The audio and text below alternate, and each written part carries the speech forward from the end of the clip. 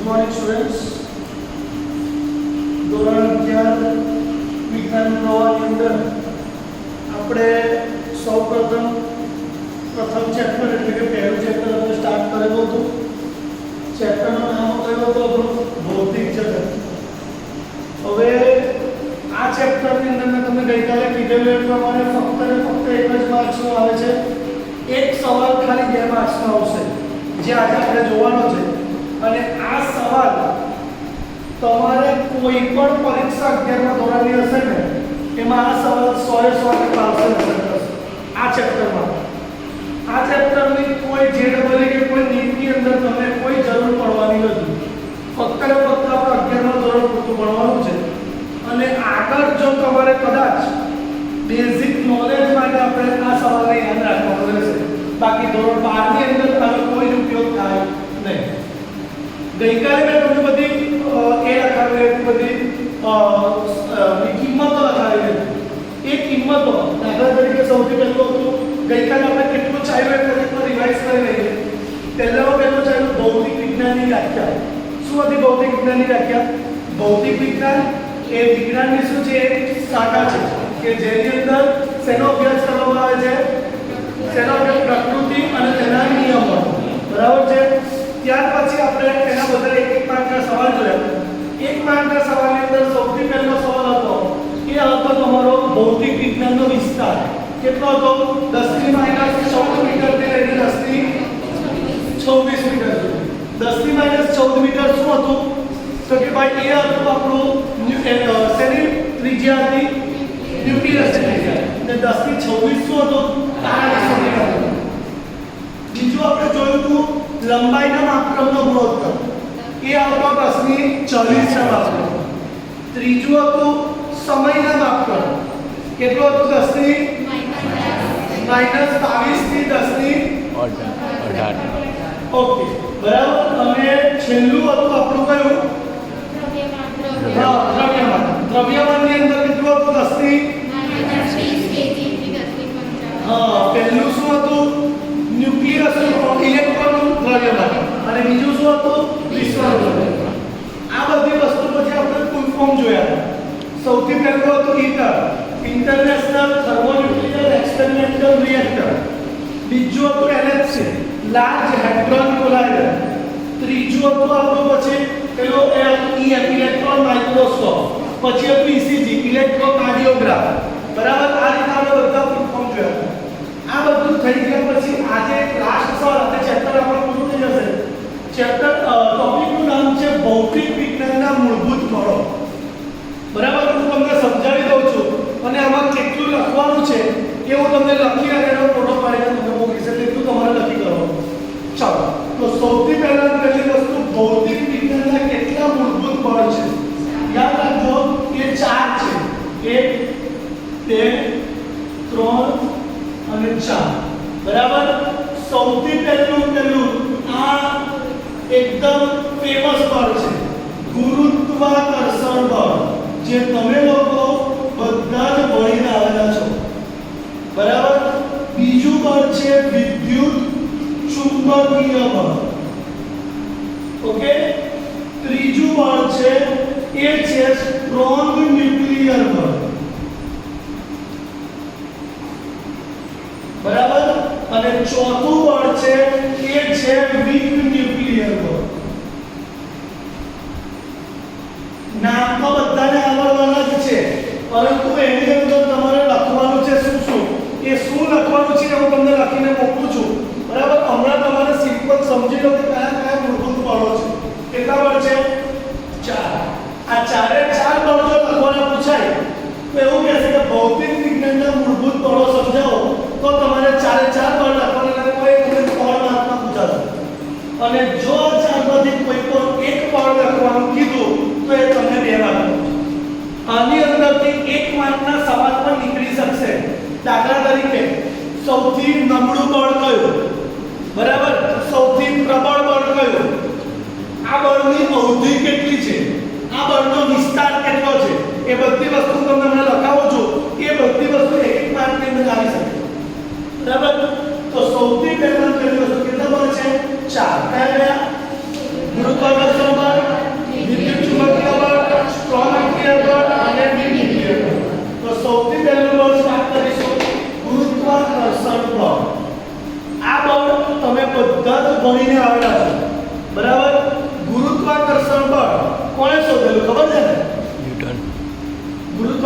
બળની શોધ કોણે કરેલી? ન્યૂટન. હે? ન્યૂટન. કોણે કરેલી? ન્યૂટન. ન્યૂટને કરી હતી. બરાબર, તો સફરજન ખાઈ હતું અને ઉપરથી નીચે આવ્યું હતું. કેમ આવ્યું? કારણ કે આપણને બધાને ખબર છે કે પૃથ્વી પરનો દરેક પદાર્થ કે જેની ઉપર એક કયું બળ લાગે છે? આકર્ષણ બળ. કયું બળ લાગે છે? એ બળને શું કહેવામાં આવે છે? ગુરુત્વાકર્ષણ બળ. શું કહેવામાં આવે છે? બરાબર. હવે એની વ્યાખ્યા હું તમને કહી દઉં. બરાબર. હવે એ વ્યાખ્યા શું કહે છે કે કોઈ પણ બે બળ વચ્ચે લાગતું આકર્ષણ બળ, કોઈ પણ બે બળ વચ્ચે લાગતું આકર્ષણ બળ, એટલે હું દાખલા તરીકે લઉં છું F. F એ સમજી લો કે આપણી પાસે હમણાં સમજો કે આ એક પદાર્થ A છે અને આ એક પદાર્થ B છે. આ બંનેની વચ્ચે આકર્ષણ બળ કયું લાગે છે? F. કોણ લગાડે છે? પૃથ્વી. એટલે કે કોઈ પણ બે પદાર્થ વચ્ચે લાગતું આકર્ષણ બળ કે બંને પદાર્થના દ્રવ્યમાનના ગુણાકારના સમપ્રમાણમાં અને અંતરના વર્ગના વ્યસ્ત પ્રમાણમાં હોય છે. આ એનું સ્ટેટમેન્ટ થયું, વિધાન થયું. કોનું? ગુરુત્વાકર્ષણ બળ. શું કહે છે? કોઈ પણ બે બળ વચ્ચે લાગતું કયું બળ? આકર્ષણ બળ કે તે બે પદાર્થના દ્રવ્યમાનના સમપ્રમાણમાં અને અંતરના વર્ગના વ્યસ્ત પ્રમાણમાં હોય છે. શું કહેવાશે? કોઈ પણ બે પદાર્થ વચ્ચે લાગતું કયું બળ? આકર્ષણ બળ. તે બંને પદાર્થના દ્રવ્યમાનના ગુણાકાર. જો આ બે બંને દ્રવ્યમાન છે, તે બંનેની વચ્ચે શું છે? ગુણાકાર. એટલે કે ગુણાકારના સમપ્રમાણમાં અને અંતરના વર્ગના વ્યસ્ત પ્રમાણમાં હોય છે. આવડે વિધાન? કોઈ પણ બે પદાર્થ વચ્ચે લાગતું આકર્ષણ બળ એ બંને પદાર્થના દ્રવ્યમાનના ગુણાકારના સમપ્રમાણમાં અને અંતરના વર્ગના વ્યસ્ત પ્રમાણમાં. એટલે પહેલો પોઈન્ટ લખવાનો વિધાન, બીજો પોઈન્ટ લખવાનો સૂત્ર જે આપણે લખી દીધું. બરાબર છે? ઓકે. ત્રીજો પોઈન્ટ, આ એક શું છે? આકર્ષણ બળ છે. કયું બળ છે? કયું બળ છે? આકર્ષણ બળ. ગુરુત્વાકર્ષણ બળ એ ફક્ત કેવું બળ છે? આકર્ષણ બળ. અને બધા મૂળભૂત બળોમાં સૌથી નબળું બળ હોય તો એ કયું છે? બરાબર. વીક ન્યુક્લિયર જે છે એ વીક ન્યુક્લિયર ગુરુત્વાકર્ષણ કરતા પ્રબળ છે, પણ બીજા બધા કરતા કેવું છે? નિર્બળ છે. પણ સૌથી નબળામાં નબળું કયું છે? ગુરુત્વાકર્ષણ. બરાબર છે? એટલે એ એક વસ્તુ લખવાની છે, સૌથી નબળું બળ છે. ઓકે. બરાબર છે? થઈ ગયો. આ બધી વસ્તુ તમારે યાદ રાખવાની છે. બીજું કે આનો વિસ્તાર કેટલો હોય? પૃથ્વીના દરેક પદાર્થની વચ્ચે શું લાગશે? આકર્ષણ બળ લાગે છે. એટલે એ લખો. કેટલું લખવાનું છે તમને મોકલું છું. બરાબર. એટલે પહેલું લખીશું એનું વિધાન. શું લખીશું? બે પદાર્થ વચ્ચે લાગતું આકર્ષણ બળ તે બંને પદાર્થના દ્રવ્યમાનના ગુણાકારના સમપ્રમાણમાં અને અંતરના વર્ગના વ્યસ્ત પ્રમાણમાં હોય છે. થઈ ગયો? ઓકે. બીજો પોઈન્ટ શું લખીશું? એનું સૂત્ર. ત્રીજા પોઈન્ટમાં શું લખીશું? આ એક કેવું બળ છે? આકર્ષણ બળ. અને ચોથું શું લખીશું? એ સૌથી નબળું બળ. ઓકે. અને છેલ્લું લખવાનું શું? પૃથ્વીના દરેક પદાર્થની વચ્ચે ગુરુત્વાકર્ષણ બળ. આ પહેલો બળ થઈ ગયો. ઓકે. ત્યાર પછીનું બળ છે એ છે વિદ્યુત ચુંબકીય બળ. કયું બળ છે? વિદ્યુત ચુંબકીય બળ. હવે નાની અંદર જ બળ છે. વિદ્યુત ચુંબકીય બળ કોને કહેવાશે? તો જોજો શબ્દ કયો આવ્યો છે? વિદ્યુત આવ્યો છે. હવે જ્યારે વિદ્યુત આવે તો યાદ રાખવાનું કે આમાં જે બે પદાર્થ હતા એની જગ્યાએ અહીંયા બે આવી જશે વિદ્યુત ભાર. શું આવી જશે? શું આવી જશે? વિદ્યુત ભાર. આ વિદ્યુત ભાર શબ્દ આપણે 12મા ધોરણના પહેલા ચેપ્ટરમાં ભણવાનો છે. બરાબર છે?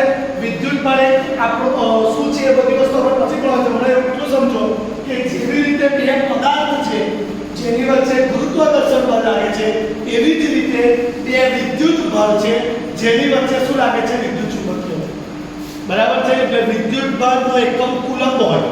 શું હોય કુલમ, તમે 10મા ધોરણમાં ભણેલા છો બરાબર. તો હવે આનું વિધાન તમે શું લખશો કે બે વિદ્યુત બળ વચ્ચે લાગતું, આમાં શું હતું, બે પદાર્થ વચ્ચે લાગતું આકર્ષણ બળ.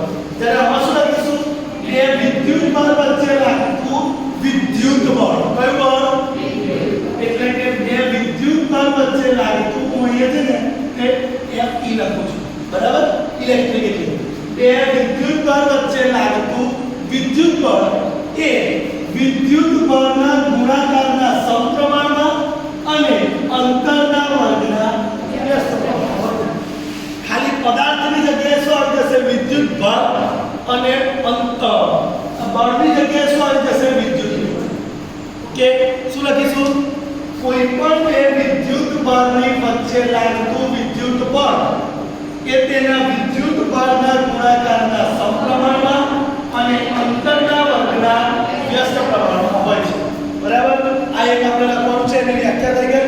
હવે ત્યાર પછી બીજું એક વસ્તુ યાદ રાખવાનું છે કે આની અંદર આ કઈ રીતે લાગી શકે.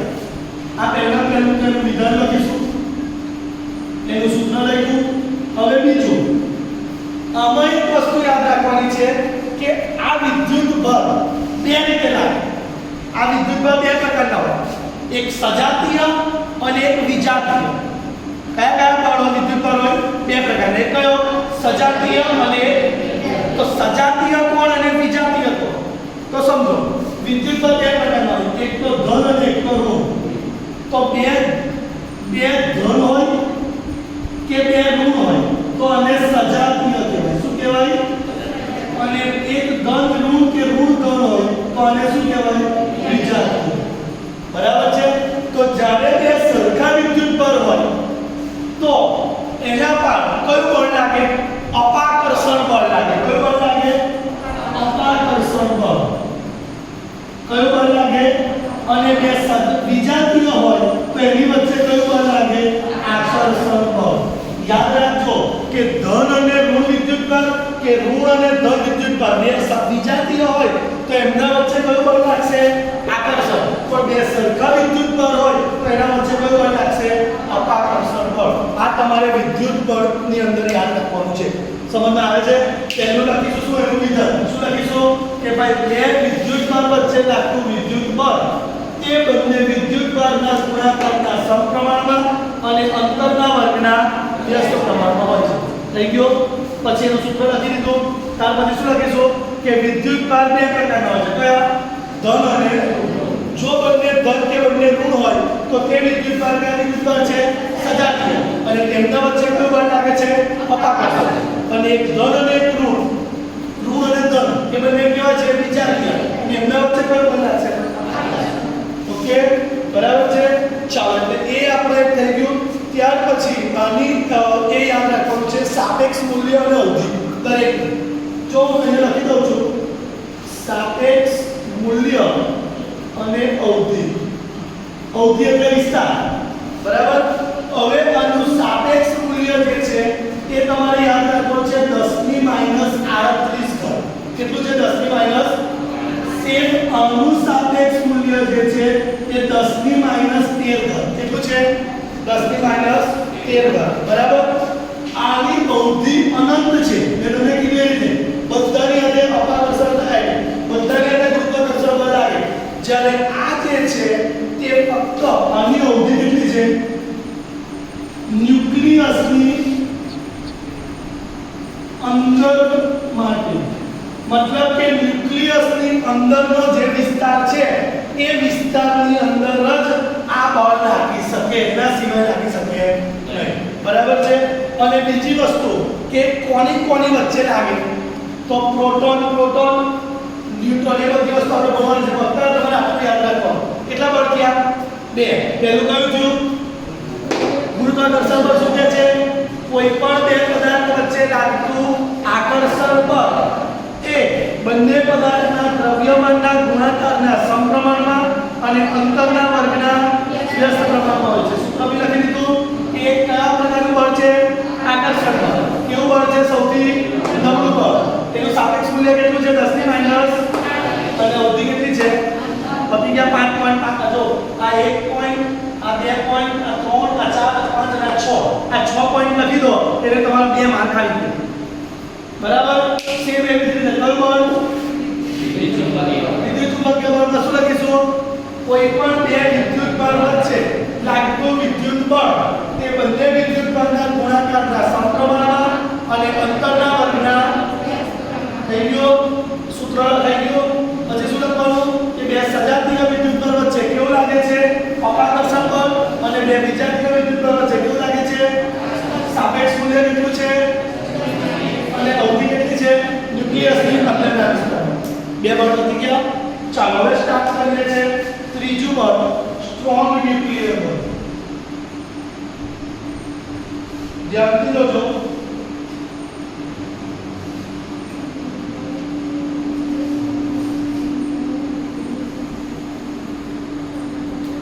ચાલો હવે સ્ટ્રોંગ ન્યુક્લિયર બળની વાત કરીએ તો સ્ટ્રોંગ ન્યુક્લિયર બળ ની વ્યાખ્યા કેવી આવશે? ખાસ ધ્યાનથી જોજો. હવે સ્ટ્રોંગ ન્યુક્લિયર બળ વિશે તમે કેટલું જાણો છો એ મને કહો. સ્ટ્રોંગ ન્યુક્લિયર બળ કોને કહેવાય? કોને કહી શકો તમે? સેમ મને જણાવો.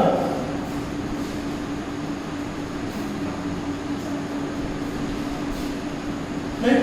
ચાલો તો તમને બધાને ખબર હશે કે ન્યુક્લિયસની અંદર કોણ પરિભ્રમણ કરતું હોય? Proton, neutron, electron. બરાબર. તો પ્રોટોન અને ન્યુટ્રોનને જકડી રાખતું બળ જેને શું કહેવામાં આવે છે? સ્ટ્રોંગ ન્યુક્લિયર બળ. શું? જે બળ પ્રોટોન અને ન્યુટ્રોનને જકડી રાખે તો તે બળને કયું બળ કહેવામાં આવે છે? વિધાન. શું? પ્રોટોન અને ન્યુટ્રોનને જકડી રાખતા બળને શું કહેવામાં આવે છે? સ્ટ્રોંગ ન્યુક્લિયર બળ. શું કહેવામાં આવે છે? સ્ટ્રોંગ ન્યુક્લિયર બળ. આ બધા બળમાં સૌથી મજબૂત બળ છે. બરાબર. એટલે બીજો પોઈન્ટ સૌથી કયો બળ છે? મજબૂત બળ છે. બરાબર. ત્રીજો પોઈન્ટ કોની વચ્ચે રાખે?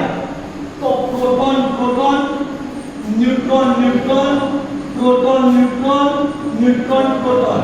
આ ચારની વચ્ચે રાખે. બરાબર છે? ખબર પડે છે કોને કહેવાય સ્ટ્રોંગ ન્યુક્લિયર બળ? જે બળ પ્રોટોન અને ન્યુટ્રોનને જકડી રાખે તો તેવા બળને કયું બળ કહેવામાં આવે છે? સ્ટ્રોંગ ન્યુક્લિયર બળ કહે છે. આ બળ કેવું છે? સૌથી મજબૂત બળ છે. બીજો પોઈન્ટ તે કોની વચ્ચે રાખે છે? Proton proton, neutron neutron, proton neutron, neutron proton વચ્ચે રાખે છે. બરાબર. એટલે એ પોઈન્ટ થયો. ત્યાર પછી હવે લખવાનું છે તેનો શું અવસર બતાવવા? અવધિ. હવે એની જે અવધિ જે છે એની અવધિ લખવા હું લખી દઉં છું અહીંયા તમને કે સ્ટ્રોંગ ન્યુક્લિયર બળનું સાપેક્ષ મૂલ્ય સૌથી પહેલું સાપેક્ષ મૂલ્ય કેટલું હશે? 1. કેટલું હશે? અને એનું જે અવધિ જે છે એ અવધિ કેટલી હશે? 10⁻15 મીટર સુધી. કેટલી હશે? 10⁻15 મીટર સુધી. સેમ કોના જેવી? વિદ્યુત ચુંબકીય આની અવધિ પણ 10⁻15 મીટર જેટલી હશે. બરાબર. ન્યુક્લિયસ કારણ કે આ પણ વિદ્યુત ભાગ છે, આ પણ પ્રોટોન ન્યુટ્રોન એ જ છે એટલે સેમ વસ્તુ આવશે. ઓકે. આ તમારો કયો બળ? સ્ટ્રોંગ ન્યુક્લિયર બળ. બરાબર. અને છેલ્લો હવે બળ આપણે જોવાનું છે એ છે વિકિરણ. ફરીથી એકવાર સ્ટ્રોંગ ન્યુક્લિયર બળ કહેવાય? પ્રોટોન અને ન્યુટ્રોનને જકડી રાખતા બળને કયું બળ કહેવામાં આવે છે? સ્ટ્રોંગ ન્યુક્લિયર બળ. સ્ટ્રોંગ ન્યુક્લિયર બળ કેવું છે? સૌથી મજબૂત બળ છે. કોની વચ્ચે રાખશે? Proton proton, proton neutron, neutron neutron, neutron proton વચ્ચે રાખશે. અને તેનું સાપેક્ષ મૂલ્ય કેટલું છે? 1. અને તેની અવધિ કેટલી છે? 10⁻15 મીટર. ઓકે. બરાબર. હવે સૌથી છેલ્લો પોઈન્ટ આવશે એ છે તમારો વીક ન્યુક્લિયર બળ. બરાબર. હવે વીક ન્યુક્લિયર બળ કોની વચ્ચે રાખે? તો બીટા કણોના ઉત્સર્જન દરમિયાન. બરાબર. એ જે તમને એની વ્યાખ્યાઓ આ છે ને ઓલરેડી જૂની ચોપડી છે. આને એટલે પ્રિન્ટ કરીને આજે હું તમને આની પ્રિન્ટ વ્યૂ તમને બે દિવસ આપી દઈશ. આની અંદર કમ્પ્લેટ એની આખી ટૂંકમાં લખેલી છે. બરાબર છે? તેમ કેવું તમને લખાવી દઉં છું કે બીટા કણોના જો આને હું તમને સાથે વાંચીને સમજાવું છું પછી તમને આખી સમજાવું છું. ન્યુક્લિયસમાંથી બીટા કણોનું ઉત્સર્જન જોવા મળે છે. બીટા કણોના ઉત્સર્જન દરમિયાન ન્યુક્લિયસ ન્યુક્લિયસ ઇલેક્ટ્રોન અને ન્યુટ્રોનનું ઉત્સર્જન કરે છે અને તે બંને વચ્ચે જે બળ લાગે છે એટલે કે યાદ રાખો તમારે વ્યાખ્યા શું લખવાની છે કે બીટા કણોના ઉત્સર્જન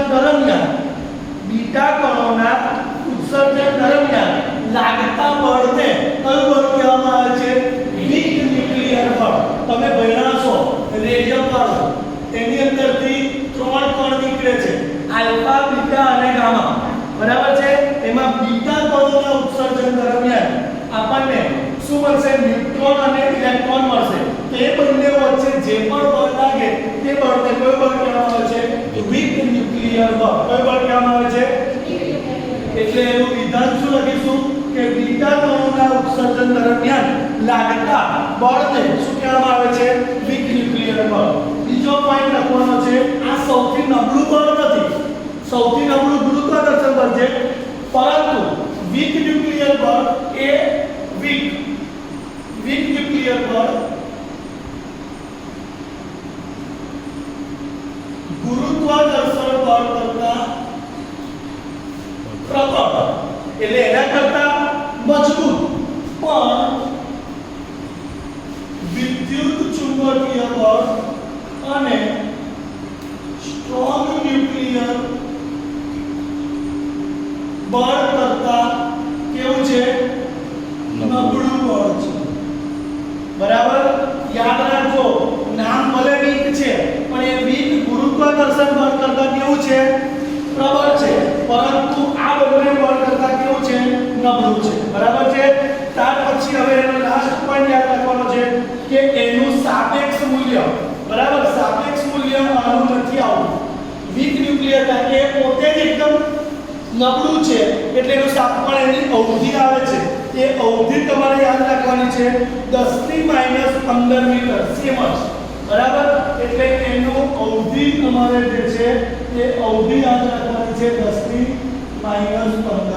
મીટર બરાબર એટલે 3 ની એ જ રહેશે ખાલી એટલું તમારું થોડું બદલાશે બરાબર ફરીથી એકવાર સ્ટાર્ટ કરીએ પહેલું કયું બળ ગુરુત્વાકર્ષણ બળ એનો વિધાન શું આવશે બે પદાર્થ વચ્ચે લાગતું આકર્ષણ બળ એ બંને પદાર્થના દ્રવ્યમાનના ગુણાકારના સમપ્રમાણમાં અંતરના વર્ગના ત્યાર પછી આવશે એનું સૂત્ર બરાબર એ કેવું બળ છે આકર્ષણ બળ એ કેવું છે સૌથી નબળું એનું સાપેક્ષ મૂલ્ય લખી દીધું બરાબર ત્યાર પછી આવશે વિદ્યુત ચુંબકીય બળ એનું વિધાન તો શું સેમ પણ ખાલી એટલું લખવાનું બે વિદ્યુત બળ વચ્ચે લાગતું વિદ્યુત બળ એ વિદ્યુત બળના ગુણાકારના સમપ્રમાણમાં અને અંતરના વર્ગના વ્યસ્ત પ્રમાણમાં ઓકે પછી એક વાર પેલું સજાતીય વિજાતીય વાળું લખવાનું બરાબર અને પછી આપણે બળનું સાપેક્ષ મૂલ્ય લખવાનું ઓકે ત્યાર પછી સ્ટ્રોંગ ન્યુક્લિયર બળ એટલે લખવાનું કે પ્રોટોન અને ન્યુટ્રોનને જકડી રાખતા બળને શું કહેવામાં આવે છે સ્ટ્રોંગ ન્યુક્લિયર બળ કહે છે તે કેવું છે સૌથી મજબૂત બળ છે કોની વચ્ચે લાગે છે પ્રોટોન ન્યુટ્રોન અને ન્યુટ્રોન પ્રોટોન વચ્ચે સાપેક્ષ મૂલ્ય એક છે ને અવધિ અને છેલ્લું છે તમારું વીક ન્યુક્લિયર બળ કે બીટા કણોના ઉત્સર્જન દરમિયાન લાગતા બળને કયું બળ કહેવામાં આવે છે વીક ન્યુક્લિયર બળ એ શું છે કોના કરતા પ્રબળ છે ગુરુત્વાકર્ષણ કરતા કોના કરતા નબળું છે વિદ્યુત ચુંબકીય અને સ્ટ્રોંગ ને એની અવધિ આવશે તો અહીંયા તમારું કે હવે આની પછી છે ને એક આખું હતું નિયમો ભૌતિક વિજ્ઞાનના નિયમો પણ એ નીકળી ગયું છે આના સિલેબસમાં જ્યારે એનસીઆરટી આવ્યું ત્યાર પછી એ નીકળી ગયું છે એટલે આપણે આ ટોપિકમાં આટલી વસ્તુ યાદ રાખવાની છે બરાબર છે હવે આના પછી હું તમને થોડાક એમસીક્યુ સોલ્વ કરાવું છું આ ચેપ્ટર ઓકે